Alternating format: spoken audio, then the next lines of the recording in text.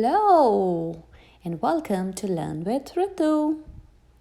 I'm back with yet another interesting story. Are you ready to read with me? Let's get going.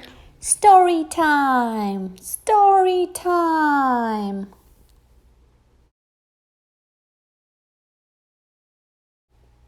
King Midas from the adaptation by Jennifer Boudard, illustrated by Kevin O'Malley.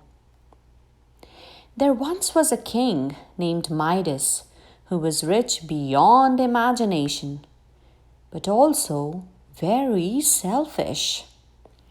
King Midas liked to spend his days locked in the vault of the castle where he kept his gold. He counted his money from dawn till dusk. King Midas had a daughter named Marigold, who liked to spend her days outdoors among the roses in the garden. There was nothing Marigold liked better than smelling their sweet scent.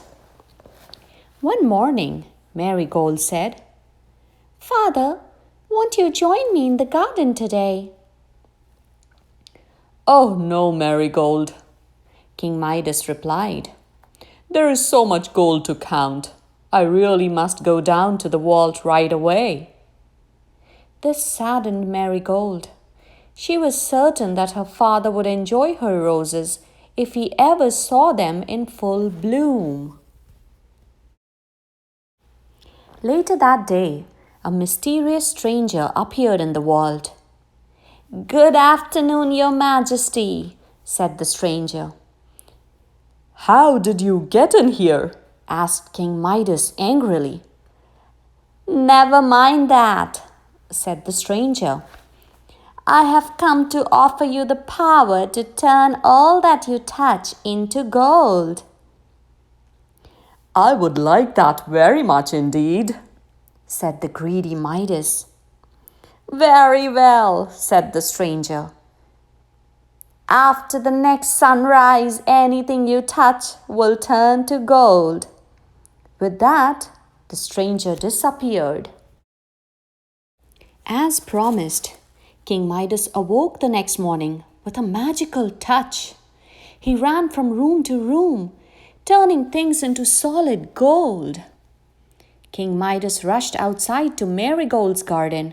He touched a rose, and it turned from scarlet red to golden yellow. "How delighted Marigold will be," Midas said, "when she finds I have turned all her flowers into precious gold." Soon the king's stomach began to rumble. Changing things to gold had made Midas very hungry.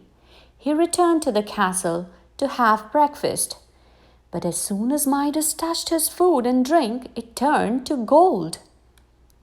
Suddenly, Marigold came into the room, holding a golden rose. "My precious roses are ruined," sobbed Marigold. Without thinking, the king rushed over to give his daughter a comforting hug. As soon as King Midas touched her, Marigold turned into solid gold. King Midas was shocked at what he had done. He now knew that his magic touch was a curse, not a blessing. How could he have been so greedy? Just then, the mysterious stranger returned and asked, "Aren't you pleased with all your gold, King Midas?" "I don't care about gold anymore," answered Midas. "I just want Marigold back." "I see you have learned a lesson," said the stranger. "To get your daughter back, go dive into the river. Bring back enough water to sprinkle over the things you have turned to gold, and they will return to normal." Midas and his servants ran to the river. Midas leaped into the water. The servants quickly filled their buckets before all the water completely changed to gold.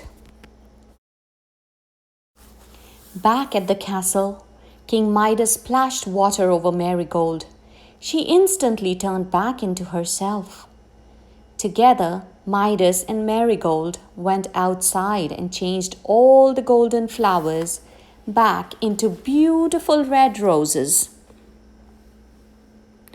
I promise never to waste any more days counting my gold, King Midas said, giving Marigold another hug. Finally, King Midas had learned that there are more important things in life than gold. The end. Wasn't that a lovely story with a nice lesson? I hope all of us learned our lesson. The story wanted to teach us that we shouldn't be greedy.